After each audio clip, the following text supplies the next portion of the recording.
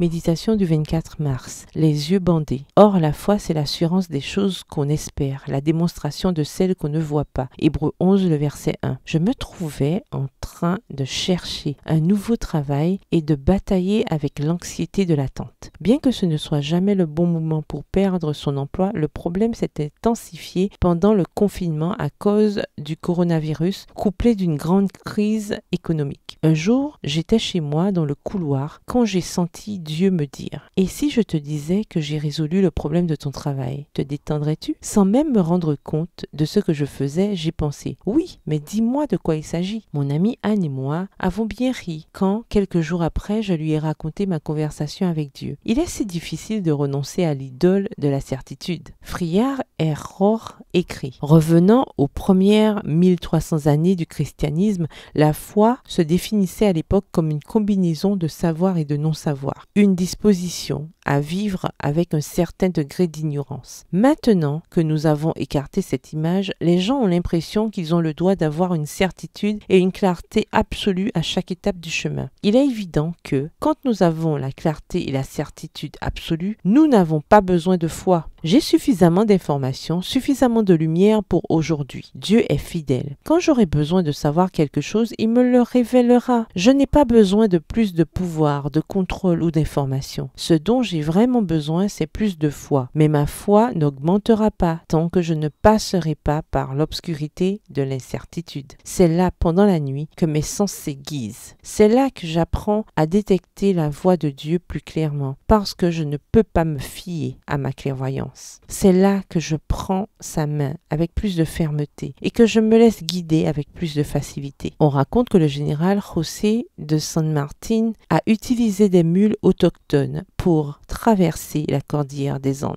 La tradition dit que dans les zones les plus difficiles, dans les ravins les plus dangereux, on bandait leurs yeux pour qu'elles n'aient pas peur. Peut-être Dieu, dans sa miséricorde, nous bande-t-il les yeux pour nous conduire dans des lieux plus élevés. Prière, Seigneur, même si je ne vois pas où tu me conduis, je veux me confier en toi de tout mon cœur. Tu me donnes des pieds de gazelle pour me faire tenir sur les hauteurs. De Samuel 22, le verset 34. Même si je trébuche, je ne tomberai pas parce que tu me guides par ta main. Psaume 37, le verset 24. Amen. Bonne journée et que l'Éternel vous bénisse.